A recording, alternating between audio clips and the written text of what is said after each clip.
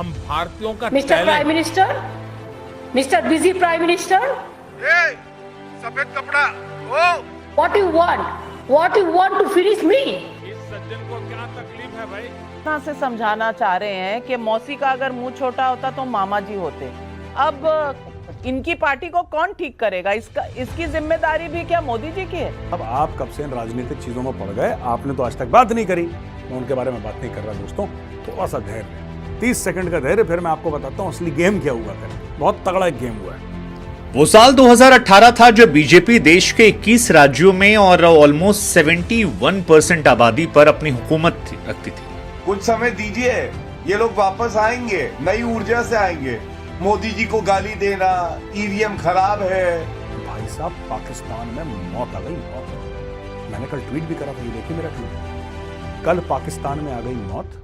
मैंने इसमें यह भी नहीं लिखा चुनाव, अगर आप मेरा ट्वीट देखेंगे उसमें कहीं चुनाव का मैंने जिक्र नहीं करा है। जय हिंद दोस्तों, जहां एक तरफ बीजेपी छत्तीसगढ़, राजस्थान, मध्य प्रदेश में बुरी तरह से कांग्रेस से रहा है और प्रधानमंत्री मोदी ने भी दिखा दिया कि जहां मैं जाता हूं रैली करने वहां मैं बाजी पलट देता हूं। सबसे बड़े बाजीगर कहलाए जाते हैं इस टाइम इस देश में प्रधानमंत्री मोदी। और राहुल गांधी जहां जाते हैं वहां चुनाव बुरी तरह से हारती है कांग्रेस। एक टाइम पनौती कहा था राहुल गांधी ने प्रधानमंत्री मोदी को जब इंडिया वर्ल्ड कप हारी थी। कांग्रेस के कार्यकर्ता ने पनौती कहा था। उल्टा ट्रेंड कर रहा है कि पनौती कौन है, सबसे बड़े पनौती कौन है इस देश में, क्योंकि बोला जा रहा है कि राहुल गांधी जहां रैली करने जाते हैं वहां बीजेपी बहुत ही भारी भरकम से जीतती है कांग्रेस से। और दूसरा, छत्तीसगढ़ में भी बड़ा उलटफेर कर दिया था बीजेपी ने। एक तरफा रहा है छत्तीसगढ़ में बीजेपी ने कांग्रेस को। वहीं कुछ यूट्यूबर, पत्रकार जो बीजेपी को हर वक्त बुरा भला कहते हैं वो भी हताश बैठे हुए हैं। एक टाइम खुश हो रहे थे जहां जब बीजेपी हार रही थी शुरू में छत्तीसगढ़ में और मध्य प्रदेश में।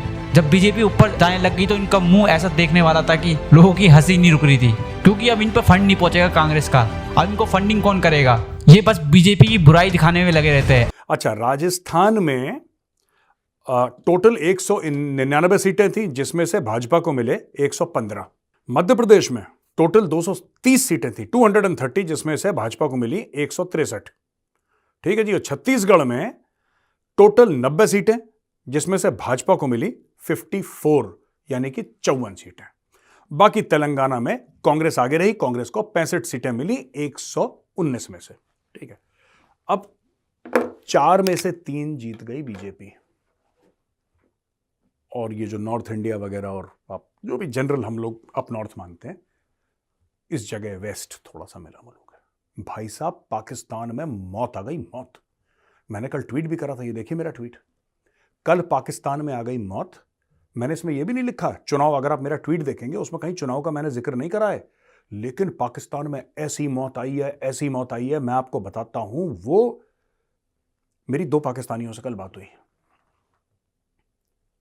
क्या हो गया ये मेजर साहब, आप बताएं क्या हो गया ये कैसे हो गया? हमें तो लग रहा था कि छत्तीसगढ़ तो कहीं नहीं गया। मैंने बोला तुम्हें इतना इंटरेस्ट क्यों आ रहा है यार इंडियन इलेक्शन में?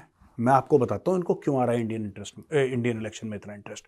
भारत में जो चुनाव होते हैं पाकिस्तानियों को क्यों, ये लोग कहते हैं शिद्दत पसंद मोदी, यानी कि जो एक्सट्रीमिस्ट माइंड का होता है ना, जो शिद्दत यानी कि बिल्कुल एक्सट्रीम तक, एक्सट्रीमिस्ट टाइप का, शिद्दत पसंद मोदी जो है वो वापस 3 स्टेट जीत गया है। और ये बड़े दुख की बात है। और काफ़ी लोगों में भारत में गम गुस्सा है इस चीज़ को लेकर। भारत में गम गुस्सा है, भारतवासियों ने तो वोट दिया और मोदी के नाम पे वोट पड़ा है। भाई साहब, ये जो वोट पड़ा है, चाहे राजस्थान में पड़ा हो, चाहे मध्य प्रदेश में पड़ा हो, चाहे छत्तीसगढ़ में पड़ा हो, ये नरेंद्र मोदी के नाम का वोट है।